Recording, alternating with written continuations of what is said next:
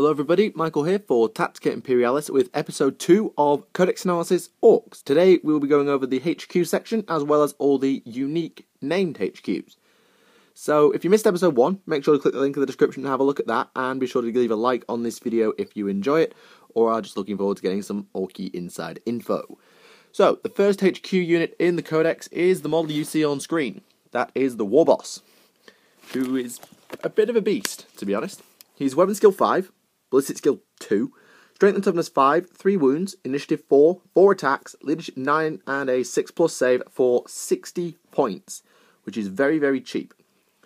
So obviously he's not going to be very good at shooting because he's BS 2, but he's very, very survivable with 3 wounds and a toughness 5, assuming you buy extra armor, that is, because that's 6+ save, and will kill things in melee very, very efficiently with 4 strength 5 attacks at weapon skill 5, initiative 4 if you don't take any upgrades.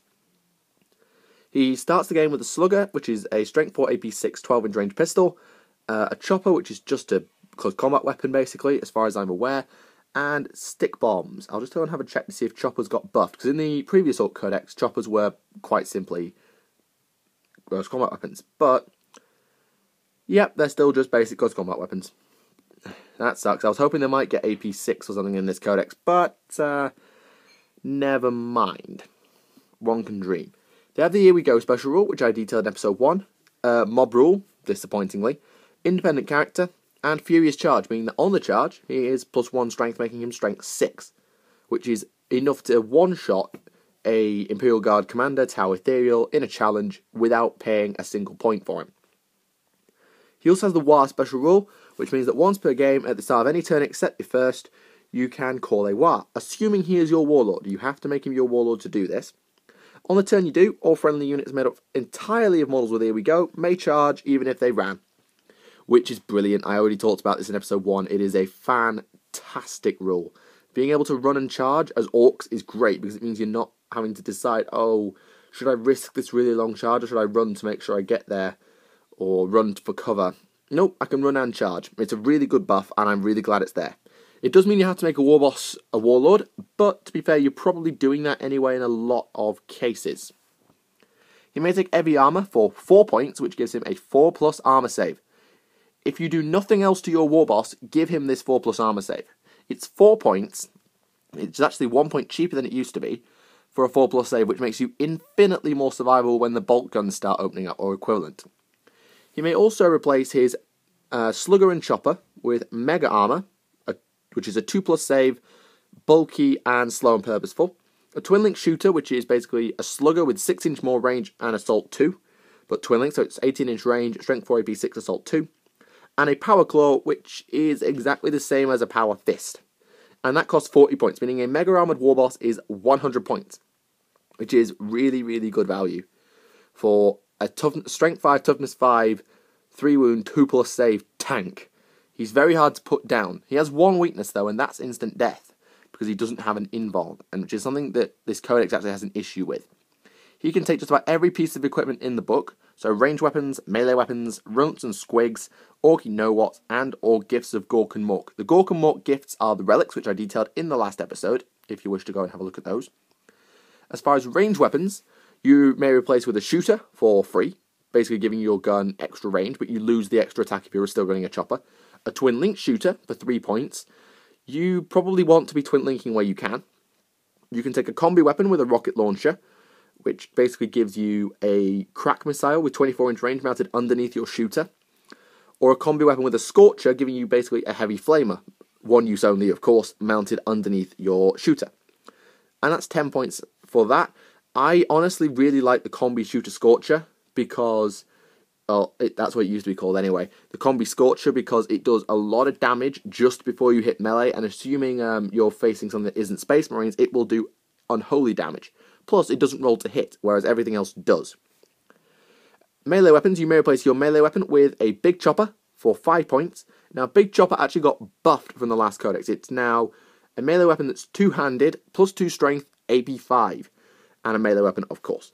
So, your Warboss, assuming it's not on the charge, is at strength 7 AP 5 all the time.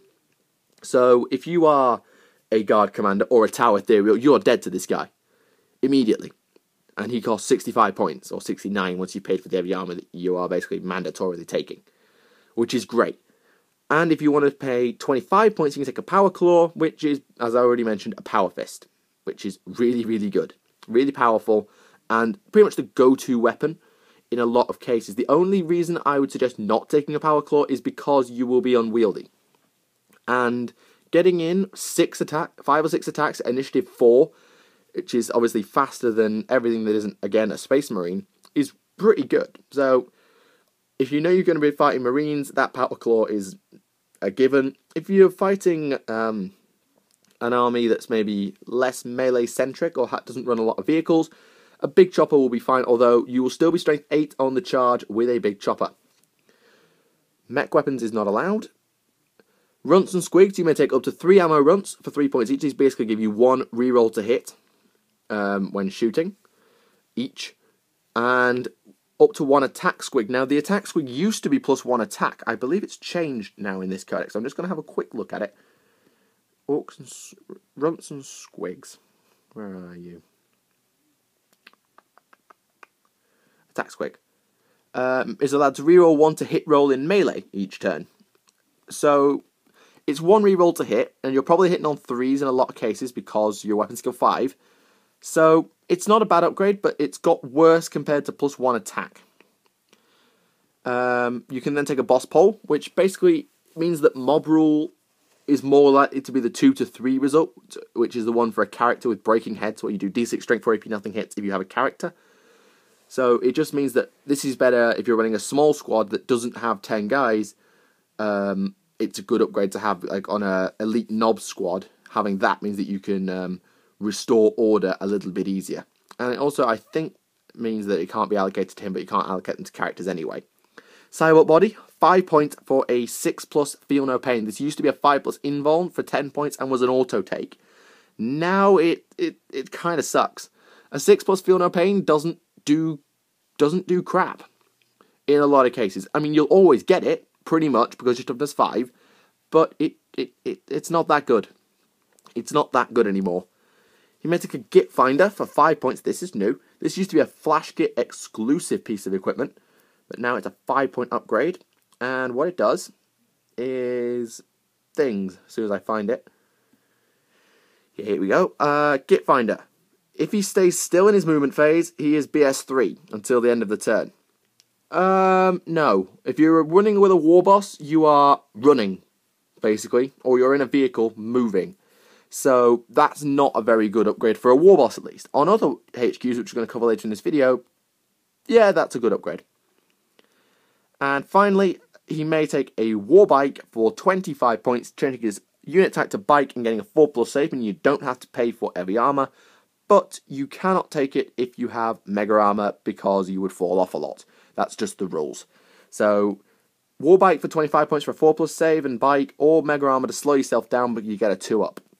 It's up to you, really. Personally, I love biker Warbosses because, as you can tell by my Warboss on screen, I play Evil Sons. The Relics I've already talked about in the last episode, so just a reminder, the Dead Shiny Shooter is 5 points, the Thinking Cap is 10 points, the Lucky Stick is 25 points, the Kill Chopper is 20 points, and the Blitzbike is 35. You may not take the Fixer-Uppers because that's for mechs and big mechs only. Lovely. Right, next up, Weirdboy, 45 points, and here's your Psychic. He actually got, I think he got a little bit cheaper in this one, which I'm very glad to see. So he's Weapon Skill 4, Ballistic Skill 2, Strength and Toughness 4 with 2 wounds, Initiative 3, 3 attacks, Leadership 7, and a 6+ save. Nothing special. It's an Orc Knobs stat line, basically, which is an elite unit. And he's armed with a Weirdboy staff, which I'm assuming is just a Force staff, but I will check nonetheless. Weirdboy staff. Yeah, it's just a Force staff, really. +2 strength, AP 4, melee, 2-handed, and Force. So he does get the Force power by default, which is nice as a bonus. Now, Weirdboys used to generate their powers in a really fun way. They knew 6 powers, but they only could use one of them, and you roll randomly to determine what it was. He's now just a Psycho Mastery level 1 who generates from Demonology or Power of the Waaagh. The Power of the Waaagh discipline I'm going to cover at the end of this once I've finished talking about him. So he has Here We Go, Furious Charge, Mob Rule, Independent Character, Psycho level 1. And he may be upgraded to level 2 for 25 points. He also has a rule called Waaagh Energy. A Weirdboy generates +1 Warp Charge point if at the start of your Psychic phase there are 10 or more models with Here We Go within 12 inches. If he generates a bonus Warp Charge in this way, he must pass at least one Psychic test during that phase, or suffer a Strength 2 hit at the end of that Psychic phase with no saves allowed. So he takes a wound on a 6, basically. This special rule does not apply if the Weirdboy is in a transport or a building, because I don't think you can cast as efficiently from there. Now it says he must pass at least one Psychic test. So I'm assuming he just needs to manifest the power. Whether it's denied or not is irrelevant, but I'm willing to be corrected on that in the comments below. Let me know. So, what is the power of the Waaagh discipline? I'm sure you're wanting to know. I meant to cover it in the last episode, and I knocked it back to this episode so as I could keep it alongside the Weirdboy. Now, where's it gone? Hello. Here we go. Sorry, I lost it. Okay. Primary's power is called Frazzle. It's a Warp Charge 1, 24-inch range, Strength 6, AP3, Witchfire, Assault 1, Blast. So it's halfway between a Crack Missile and a Frag Missile with half the range. Strength 6, AP3, Assault 1, Blast. It's good at killing Marines. This is why it's good. Number 1, Edbanger. It's a focused Witchfire with a range of 24 inches. The target must pass a toughness test or suffer a wound with no armor or cover saves allowed, meaning you just get your invul. This is good against armies, again, that aren't Space Marines. I keep coming back and saying things that aren't Space Marines. Warpath. It's our second power, Warp Charge 1. It's a blessing that targets the Psyker, so just the Weirdboy. Whilst the power is in effect, all models in his unit with Here We Go gain +1 attack. Okay. So if you're about to hit melee, or you've called a Waaagh that turn, pretty damn good. I like it. Da Jump. Warp Charge 1, Power 3. It's a blessing that targets the Psyker in his unit. Remove the unit from the board. It then immediately deep strikes anywhere on the battlefield. If the deep striking unit scatters and a double is rolled, the unit can only make snapshots until the start of his next turn. This makes third average BS2. BS1 is hardly even noticeable. So that's a really good thing if you are maybe out of place, because obviously if you're at the back of the board, you could use it to jump a 30-man blob right into the enemy's face. And that's hilarious. I think it could work. I like that power. Kill Bolt. Warp Charge 2. Power 4. It's a beam. 18-inch range. Strength 10 AB2. Assault 1. Oh, hello. That's a powerful power. I mean, it's okay at killing vehicles because it's AP2 and Strength 10. So it can kill them outright. As much as Strength 10 is obviously good at penning, you need the AP2 as well. And if you are anything that's not immune to instant death, avoid this at all costs, because it will kill you outright. Demon Princes especially need to be afraid of this one if they haven't taken the Mark of Tzeentch, or maybe got +1 toughness in some way. That's really, really good. I like that. 5. Power Vomit. Also Warp Charge 2. It's a Witchfire, and it's a Strength 7 AP2 Flamer. Ouch. You've got to get up close. So the combo, I've just seen, the Super Wombo combo, is the jump into Power Vomit. Deep strike unit right in key opponent's face. Drop Power Vomit. Wipe power them out in one go. Brilliant. Finally, Da Crunch. Warp Charge 2 again. There's a lot of Warp Charge 2 powers in this discipline. So it's a Witchfire, Large Blast, Barrage. So you can fire it blind, I think. AP4, Strength 2d6, range 24. When rolling the strength, you roll an 11 or 12, complete the resolve of the attack at strength 10, obviously. Then roll another 2d6 and resolve a second attack against the original target of the psychic power, if it has anybody left alive. If this also rolls an 11 or 12, keep going.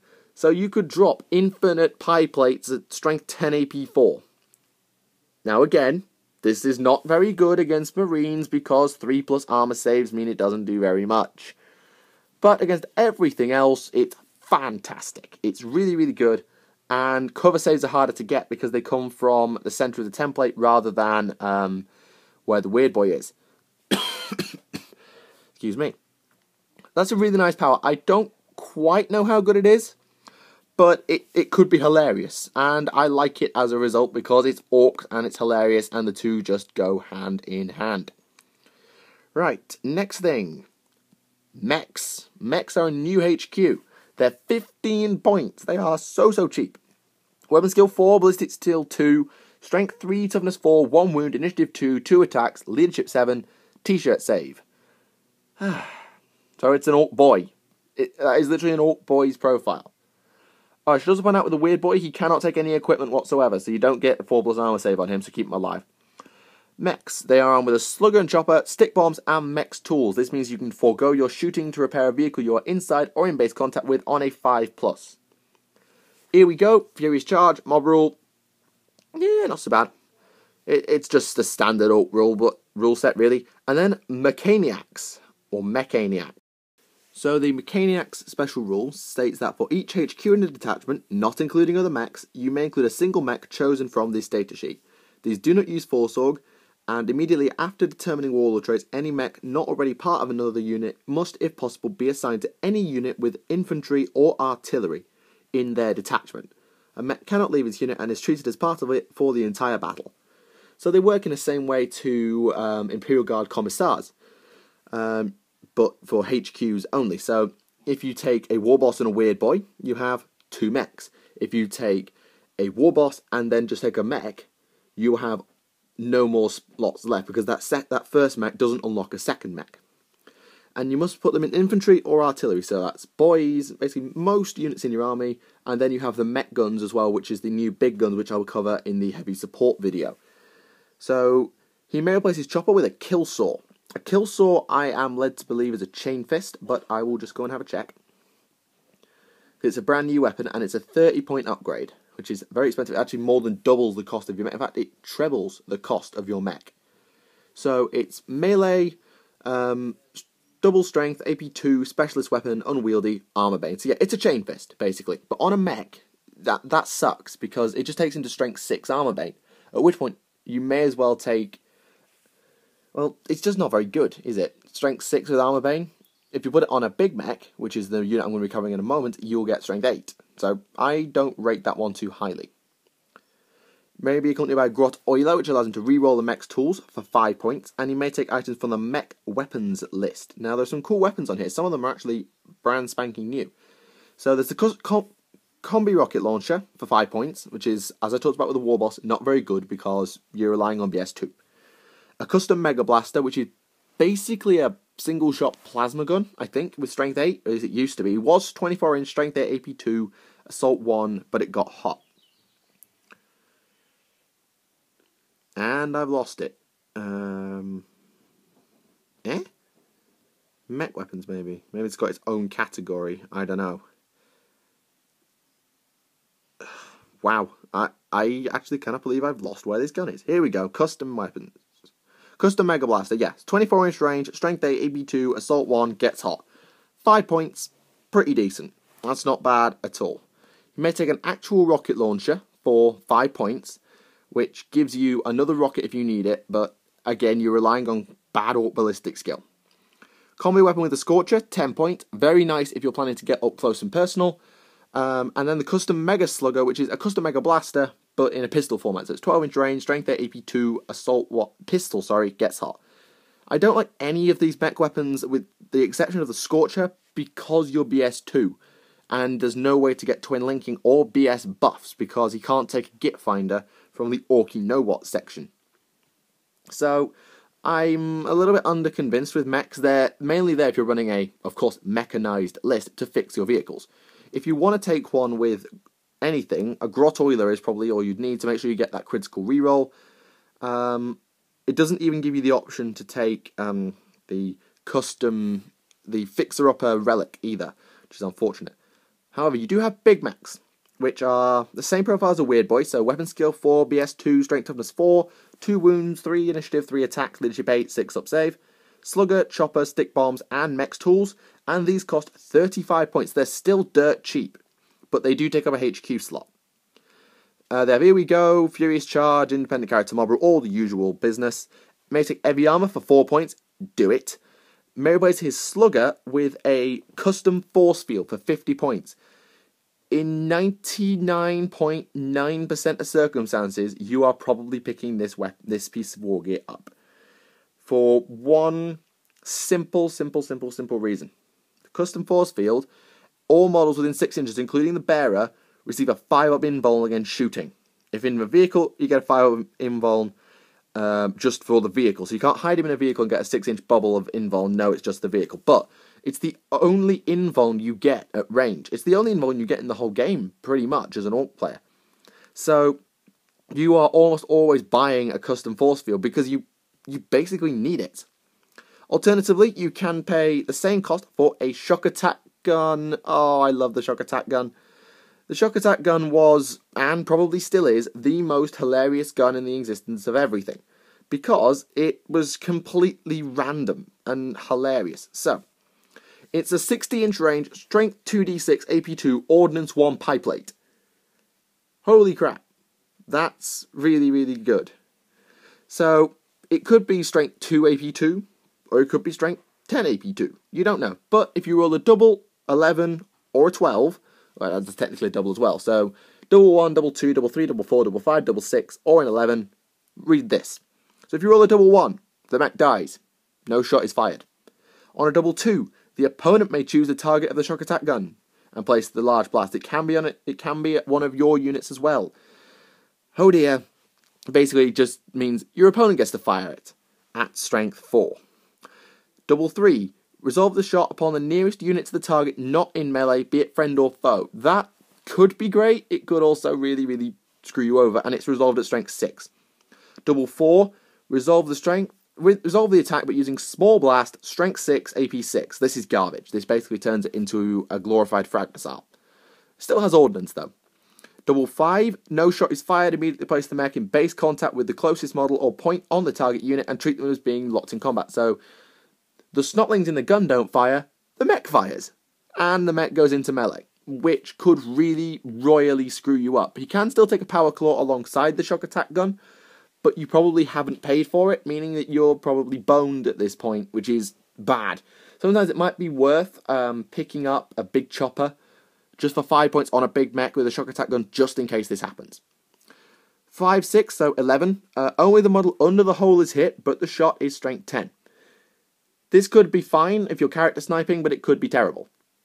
Double 6, the shock attack gun has Vortex. It used to be that you just killed everything under the template, which was OP. Now it has Vortex, which I believe means it stays on the board and sort of moves around a bit like Vortex of Doom. I haven't played with it, so I'm not 100% how that works. But the shock attack gun is hilarious as ever. On average, it's a strength 7 AP2 pipeplate. And I can't argue with a strength 7 AP2 pipeplate, even if I get occasional nonsense. And it only cost me 85 points. And a HQ slot, which is the bigger problem. Mekboyz' chopper with a kill saw, 30 points. No, unless you are running with a force field, you might want it, otherwise no. May take mech weapons, I just discussed these, and you may get away with a scorcher in this case, you're probably getting closer, but generally no. Melee weapons, as I already said, a big chopper is fine. Power claw if you're not running a shock attack gun, because initiative 3 is not that good. You may as well just sacrifice it for strength 8. Runts and squigs, you may take a grot oiler alongside the ones I discussed earlier, that being the ammo runt and the attack squig. You probably don't need either of those, but you may want an ammo runt because they give you a reroll when you most need it. Orky know-wots, so cyborg body, boss pole, Git Finder. Git Finder could be good on a shock attack gun mech, so that's one that you could consider. Or a war bike could go really nicely with a custom force field. And the gifts of Gork and Muck. So you get access now to the fixer-uppers, which if you are in a vehicle is great. Otherwise, you probably don't need the relics in a lot of cases, because most of them are better suited to a Warboss. And then he may replace his Slugger and Chopper with Mega Armor, Custom Mega Blaster, and Power Claw instead of a Twin Link Shooter. Okay, I'll run with that, but it's not that good. And he may still take items from ranged weapons, runts and squigs, Orky know-wots, and gifts and Gork and Muck, so he just basically loses access to melee weapons. He may replace his custom Mega Blaster with a Kill Saw, giving him a Kill Saw and a Power Claw. If you like. I mean, it just means that you're guaranteed to kill everything you touch in melee. And a Big Mech with Mega Armor can take either a Custom Force Field for 50 points, meaning he's basically immune at range, or a Teleport Blaster, or Teleport Blaster. This is also a brand new weapon. It's 25 points, and I'm expecting it to be hilariously awful, because that's what many of these things are. So, 12-inch range, strength 8, AP 2, small blast, assault 1, and if it rolls a 6 to wound, it has instant death, and if it rolls a 6 for penetration, it pens regardless of whether it actually was or not. Meaning this thing can pen land raiders, which is nice, and it can cause instant death on non-Eternal Warrior toughness 5 characters, which is good, but it's a small blast and it's short range, so you'll really need a transport vehicle to make that one work. Personally, I prefer a force field because, well, invols everywhere. I need invols. Right, next unit. Painboyz. Oh, why did they do this? Why, oh why? Painboyz, 50 points, and they have the same stat line as a big mech, but they are leadership 6. Sorry, not 6, 7. So, 4-2, 2 4s, 2 3 3 7, 6 up save. Earthy Syringe, which is a poison melee weapon, and Doc's Tools, which is just feel no pain. I'll just go and clarify if they have any extra bonuses. I think Doc's Tools is a 5+, and the Earthy Syringe, it's just a poison 4-up melee weapon. Earthy Syringe, yada yada yada. Oh, you know what? It's not there. Where are you, you dumb thing?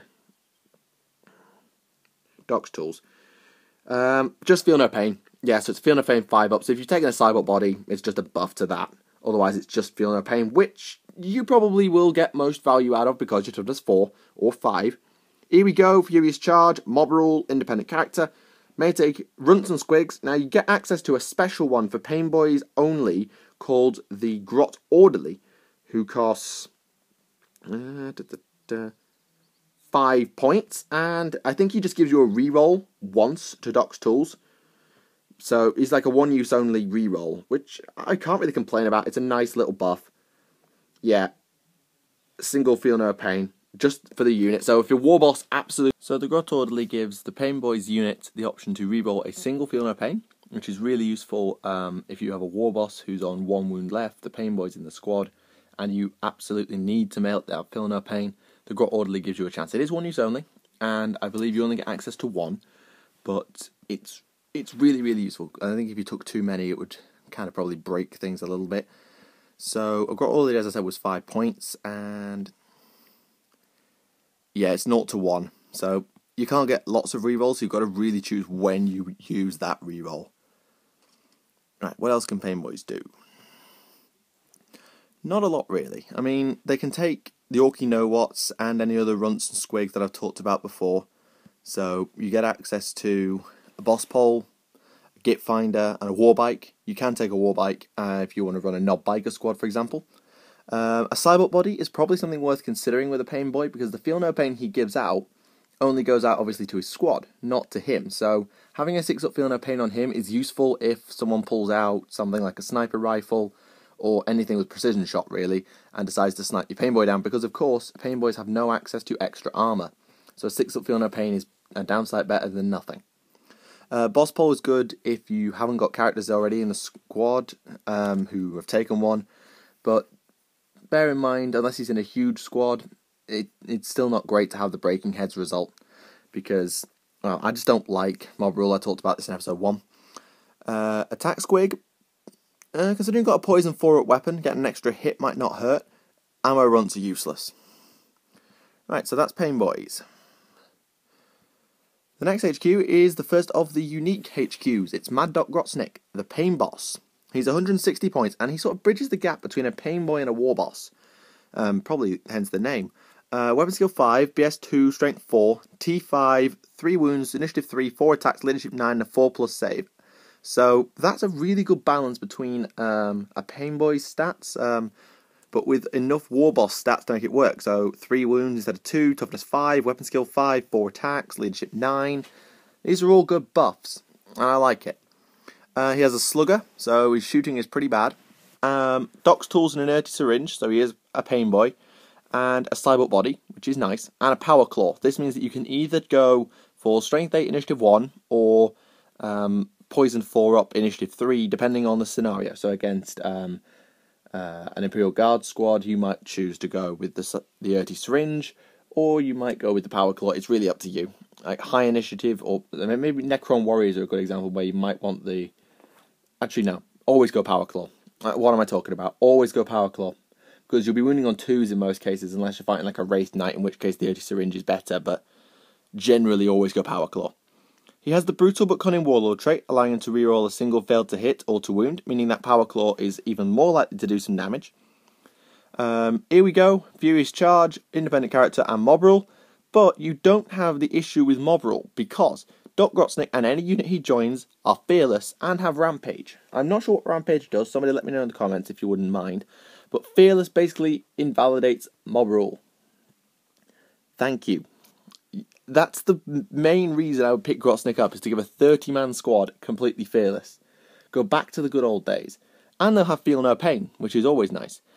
Please note that once Doc Grotznik joins a unit, he may not leave it until he's the last remaining member. So wherever you put him, he stays. Bear that in mind. Even though he is an independent character, he can't leave. Remember that. But Grotznik is a really solid HQ for someone who doesn't want to have a Warboss and a Painboy. Maybe they want to take a Weirdboy and a Big Mech, and then which HQ do I take? I'll take Grotznik. Bridge the gap between the two. So he's useful in that way. Then there's Captain Badrook, formerly a Flash Gits upgrade character, now a 110-point HQ in his own right. He's got very similar stats to a Knob, but with a couple of Warboss stats interspersed. So Weapon Skill 5, BS 2, Strength 4, T4, 2 wounds, Initiative 3, but 4 attacks and Leadership 9, and a 3+ armor save. This is, barring Mega Armor, the best save in the book. It's one of his relics. He's just infantry. Slugger and Chopper, Stick Bombs, Boss Pole. Stick Bombs, if I haven't already mentioned it, are basically frag grenades. They work in exactly the same way as assault grenades, so you don't lose initiative when charging into cover, and you can throw them, of course, for a small frag missile, basically. And he has a Git Finder as standard, which is nice, so if he stays still, he's BS 3. This is really useful when it comes to his gun. Yes, he has a Slugger, but he also has the Ripper, which is basically a 3-shot plasma gun. 24-inch range, strength 7, AP 2, assault 3, and gets hot. BS 3 is really, really helpful in this instance. So, yes, it's short-ranged, but if you can get him up into range and then keep still, the Git Finder will come in handy. His armor also gives him 3 up armor and a 5 up invuln. It's the only invuln that isn't a force field. Well, it is technically a force field, but it's just good. You want that armor, if you could. You can take up to 3 ammo runs for 3 points each. Pick these 3 up. It's 10 points to get all 3. Well, 9. And if you do that, you mitigate 3 gets hot rolls, pretty much. Which is really, really handy. And he has Here We Go, Furious Charge, Independent Character, Mob Rule, as usual, and the Cunning but Brutal Warlord trait, allowing him to roll a single failed save. Which is really good. With that 3+ armor, he's even less likely to go down. And it may even be useful if you sit by a Crack Missile to reroll that 5 up invuln. Because he is only toughness 4. I personally don't like Badrook because I don't like shooty Orks. At least, I don't like short-range shooty Orks. Looters are different, but I'm coming on to those in heavy support. But shooty Warbosses doesn't feel right to me. I like my Warbosses like my guy on screen, for melee. Anyway, that's just my opinion. Badrook, you'll probably get a lot of value out of him. Finally, I think, Boss Zagstruck, formerly a Stormboy upgrade character, now actually got a lot cheaper. So he used to be an 85-point upgrade to Stormboys, and now he costs 65 points as a Warboss. So he's Weapon Skill 5, BS 2, Strength 5 standard, Toughness 4, 2 wounds, Initiative 3, 4 attacks, Leadership 8, and a 4-up save. That's okay. So he's got heavy armor, Stick Bombs, Cyborg Body for Feel No Pain, Slugger and Chopper, and a Rocket Pack. Now, a Rocket Pack actually changed a bit from the old Codex. It's basically you turn into Jump Infantry, because Zagstruck is Jump Infantry, and it also means you can run further, if I remember correctly. Rocket Pack. They gain Jump and can, if they're all Rocket Pack units, all models with Rocket Pack, so Zagstruck and a squad of Stormboys, for example, they can choose to use them to run 2d6 instead of normal d6, even if they use them in the movement phase, but if you do, you take a dangerous terrain test. That's good. So you basically have, on a turn where you are, up to 36 inches of strike range with Rocket Packs. And that's really nice. I like that. It's a big buff, although dangerous terrain test is annoying, and will probably kill a dude if you roll a 1 because t-shirts. It's good to have. His Warlord trait is Bellowing Tyrant, meaning that people can re-roll leadership tests. Amazing. Here we go. Excuse me. Furious Charge, Independent Character, Mob Rule. Annoyingly, he doesn't just deal with mob rule by shooting dudes like he used to do. He used to be like a commissar, but he's not anymore. And then there's his relic. His Hammer of Wrath is Strength 8 AP2. His legs, for those of you who don't know, are power claws. Or type-ish things, which used to mean that on the turn he charged, he had a power claw that struck at initiative 4. Now he just has a Strength 8 AP2 Hammer of Wrath, which sucks. Okay, it's bad. You'd never pick him up for this. So the only reason you'd pick up Zagstruck is if you want to run an all rocket pack army, because Warbosses can't take rocket packs. Other than that, I don't rate Zagstruck as a HQ, but plus you need those HQ slots even more than you used to because of the need for characters everywhere and high leadership. You really, really need characters around, and your HQs are the best way to do it. So as far as HQs go, the Warboss is by far the most versatile, the most solid. Painboys are considered pretty much essential now, and they are disappointing enough to take a HQ slot. Big Mechs, Custom Force Field are the best way to run them, and you should probably be picking one up, which means you'll need the Ork Horde detachment or 2 Combined Arms detachment, at which point you may want to pick up a Weirdboy as well, because some of the powers are actually quite a lot of fun if you can give them a try. So, that concludes this video on the HQ section for the 7th edition Ork Codex. If you've enjoyed it, make sure to leave a like and leave any comments below. So, thank you for watching. My name is Michael for Tactica Imperialis, and I will see you again.